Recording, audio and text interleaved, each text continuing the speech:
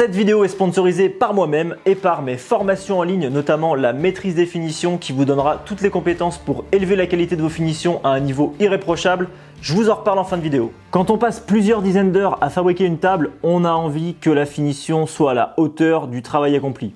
Ou alors, faut consulter. Et à ce moment-là, vous avez en général deux options qui s'offrent à vous. Soit une finition vernis, soit une finition huilée. Le vernis, c'est top, mais uniquement à condition d'avoir un système dédié, donc avec un compresseur et un pistolet, parce que l'application de vernis à la main, que ce soit au rouleau ou au pinceau, c'est vraiment pas terrible quand on veut réaliser une finition digne de ce nom. Ce que je veux dire par là, c'est que passé un certain niveau, il peut y avoir un décalage entre la qualité du meuble qu'on fabrique et la qualité de la finition qu'on applique dessus. On est tous d'accord pour dire que vous ne penseriez jamais à repeindre par exemple une voiture avec un pinceau ou un rouleau, parce que même si on met de côté le fait que ça soit plus long à faire avec un pinceau qu'avec un pistolet, vous savez pertinemment que si vous faites ça, le résultat sera absolument dégueulasse. Je schématise volontairement car il y a toujours des exceptions, mais c'est un peu le même principe ici. La deuxième option, qui est aussi la plus populaire, vous l'aurez deviné, ce sont les finitions huilées. Et dans ce domaine bien sûr, c'est Rubio qui s'impose comme le leader. Alors, je ne vais pas vous montrer comment appliquer du Rubio dans cette vidéo parce que ça, vous savez tous plus ou moins faire. Je vais plutôt vous partager la technique que j'utilise sur mes tables pour maximiser à la fois la beauté de cette finition,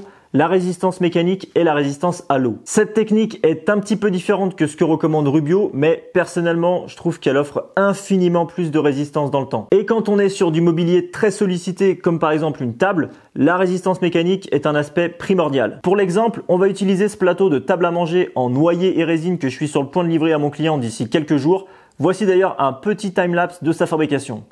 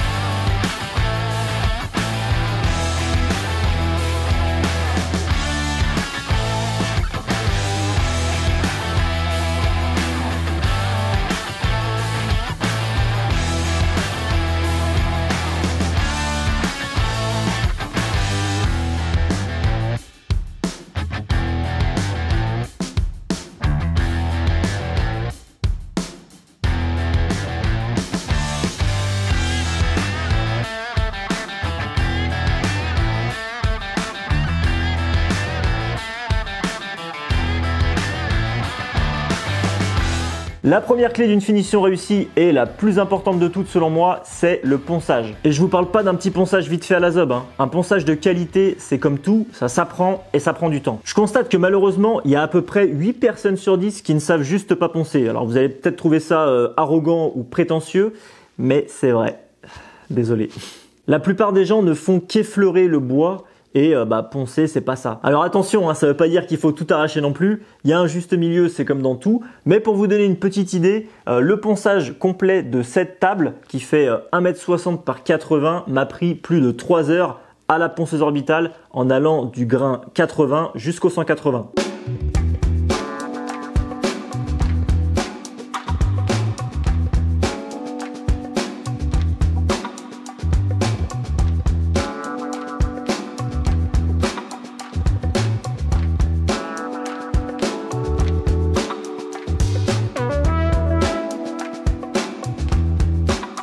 Pour le Rubio, j'utilise l'Oil Plus 2C en version pure, donc transparent, et avec l'accélérateur. L'accélérateur, c'est une sorte de résine qui permet de durcir l'huile plus rapidement et plus efficacement. Pour le ratio de mélange, j'ajoute environ 30% d'accélérateur par rapport à ma quantité d'huile.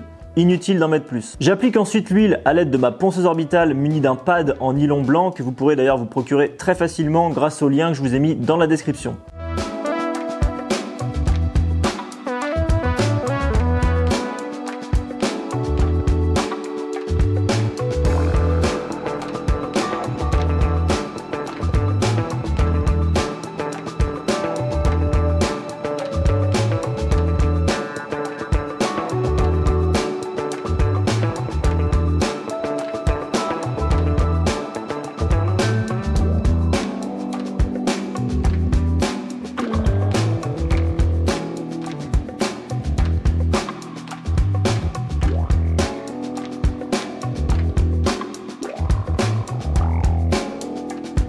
Une fois l'application faite, j'attends quelques minutes pour laisser le temps à la liaison moléculaire de se faire correctement, puis j'essuie l'excédent avec un morceau de microfibre, toujours à l'aide de ma ponceuse. Ça va plus vite et c'est plus efficace qu'à la main, surtout sur ce genre de surface qui est relativement grande.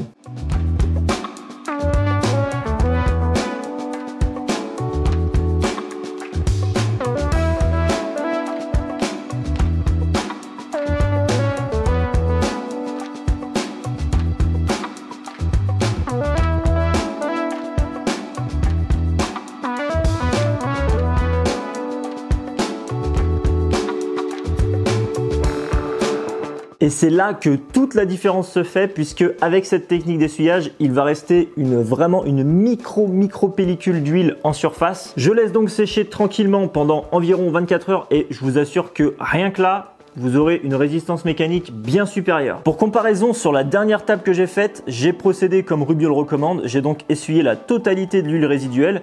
J'ai attendu 3 jours avant de poser quoi que ce soit dessus et malgré tout ça, j'ai des traces sur mon plateau. Et je n'ai rien posé de très chaud dessus, hein. Je précise au cas où, mais les traces que vous voyez là sont dues à la chaleur de tasses de café plutôt tiédasses. Je vous assure qu'elles étaient vraiment loin d'être brûlantes. J'avais déjà testé ma fameuse technique sur ma table basse et je peux vous dire que c'est sans appel parce que je l'utilise tous les jours, je fais pas du tout attention, je pose des tasses de café pour le coup qui sont brûlantes dessus et je n'ai jamais eu de problème de traces à nouveau. Pour peaufiner la finition, j'aime bien finir avec le métallisant gloss pour ajouter un soupçon de satiné au fini.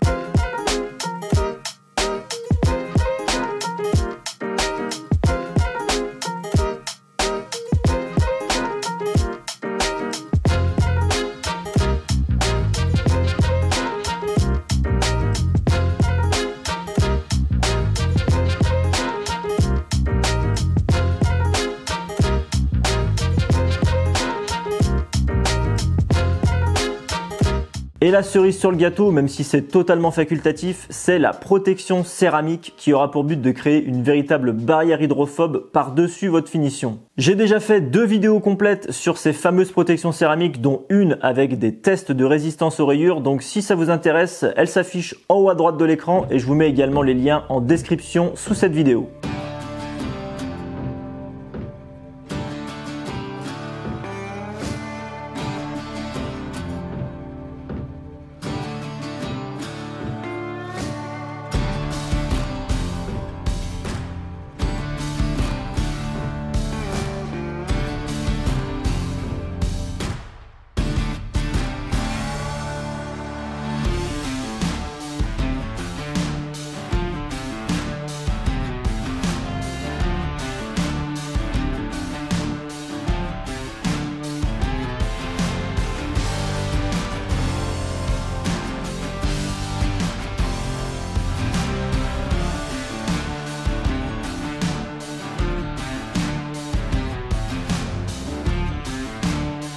J'espère que cette vidéo vous sera utile et que vous aurez appris des choses. Et si l'univers des finitions vous intéresse et qu'en plus vous souhaitez soutenir mon travail, je vous encourage à aller jeter un œil à mes formations, en particulier celle sur les finitions, vu que c'était le sujet de la vidéo d'aujourd'hui. Je vous ai comme d'habitude mis toutes les infos dans la description. N'oubliez pas de vous abonner et d'activer la petite cloche pour ne pas louper les prochaines vidéos. Je vous souhaite comme d'habitude une excellente journée et je vous donne rendez-vous très bientôt pour une nouvelle vidéo.